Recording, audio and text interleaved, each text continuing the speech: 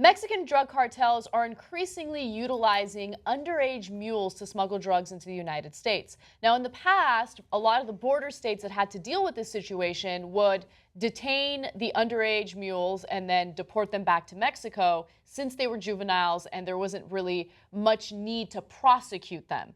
Well, it turns out that one county in Arizona realized that drug cartels were taking advantage of that loophole, using more and more underage mules. And so now, one particular county in Arizona has decided that they're going to come down hard on these teenagers.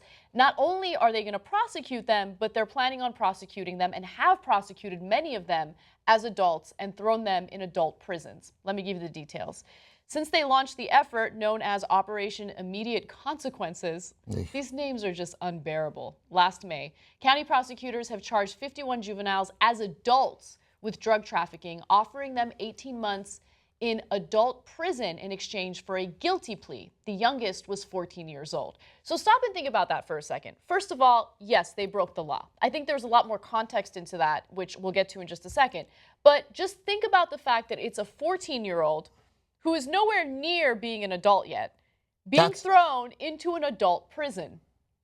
Yeah, I don't, you know, we mentioned this in the meeting, but like what, if you have rules to charge people as children, then you can't change those. The seriousness of the crime does not change the age of the perpetrator. Like you can't make someone 14 you can't make someone who is 14, 18 because you particularly hate the crime. So charge them as juveniles, and they're also only staying in there for 18 months. What difference does it make? Put them in a maximum security youth facility for those 18 months. All you're doing is hardening someone as a criminal. Everyone knows that. Yes. All you're doing. You think that that's a deterrent, but I don't think that I would be very surprised, and I'm not an expert, that if the drug cartels run out of 14-year-olds to use because they're all so scared that they're going to spend 18 months in an adult prison. I don't think that's not how crime works, man. Right. That's why the death penalty doesn't work. Deterrent doesn't work, and these kids presumably either are operating out of complete fear or complete need. Yes. And they're not going to think, well, if I get caught, I'll have to do nearly 2 years in a grown-up prison in LA County. I doubt it. I doubt it very seriously. So the best point that you brought up was why these teenagers would do it anyway. Now, understand, I'm not saying that, hey, these kids should not face any consequences. They're smuggling drugs into the country. Now, I think the best way to prevent them from smuggling drugs into the country is to legalize drugs like marijuana. A lot of them are getting caught smuggling marijuana, which is kind of incredible because we've legalized it in one form or another in so many states at this point. But nonetheless, they get caught trying to smuggle drugs like marijuana.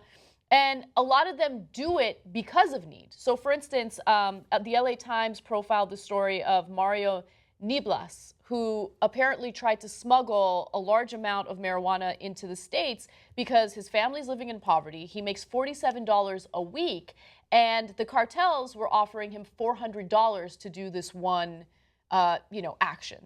And so, yeah, if you're in need, you're going to be tempted to do it, especially if you're a 14-year-old or if you're a teenager. In this case, he was 17. You're desperate, right? But then there's also the fact that cartels are scary as fuck, right? So if they come to you and they say that you need to smuggle these drugs and you say no, it's very, very possible that they're going to murder you right then and there. You know, I like the idea of the person who makes the offer to the kids comes back and be like, yeah, I offered Jose, to use a typical name from there, so forgive me for that. But I offered Jose $450 to do this drug run, but he doesn't like our brand of business, so he said no. So I'm going to need to go further down the list. He was super respectful, though. Like, I mean, it's not how cartels operate. Right. They intimidate you. They do, of course. I don't know that they would murder a kid just for turning them down. They absolutely would. The kid might not know that. And they're still intimidating. Absolutely. I mean, they're not just they don't just say, oh, are you sure? I tell you what, I'm going to call you again a week from Tuesday, and if you really want, that's fine. But you just think about it. Like, no, the offer still stands. They're criminals. They're professional. It's a cartel. Yes. It's a criminal syndicate. So there are cases of cartels basically going to local businesses and basically taxing them as if they're the government, And if these businesses don't give the cartels a cut of their earnings, well, then they'll go in and they'll literally murder every single employee that works at that business. And these are small businesses, restaurants and things like that. And so there have been cases of decapitations, cases of people being hung by bridges in Mexico. A lot of these are happening in, border towns, and Juarez, which is one of the areas of Mexico where you see the most drug violence. And it's devastating. So there is a huge amount of intimidation. And all these things need to be taken into consideration when thinking about prosecuting juveniles. Again, I'm not saying, oh, they're just juveniles, let them go. There needs to be a better solution to it than just throwing them in adult prisons. Yeah, they're underage. You can't put them in an adult prison. You can arrest them. You can't put them in an adult prison. Yeah. I don't think a 14-year-old a 15-year-old who commits a heinous, awful, think of the worst murder you can think of that involves sexual violence, right? He's 15. If he's 15, he's 15. Yeah. He gets charged as a kid. You put him through the system. Maybe you need to expand. I think, then you keep him in until he's 28. Whatever your rules are, but you have rules that are different for people who are underage. And as much as you hate the crime, you can't change the age of the perpetrator. Yep. And being tough on crime feels good, but it isn't the right solution. Right. Isn't always the right. We all want to be tough on crime, but just saying it and then being vindictive and putting people in prison. We saw it. We've had much of this campaign season has been debate over the effectiveness of what we all thought was a great tough on crime bill at the time, the 1994 crime bill. It turned out that, while like 22% of it was good, 78% of it was horrible.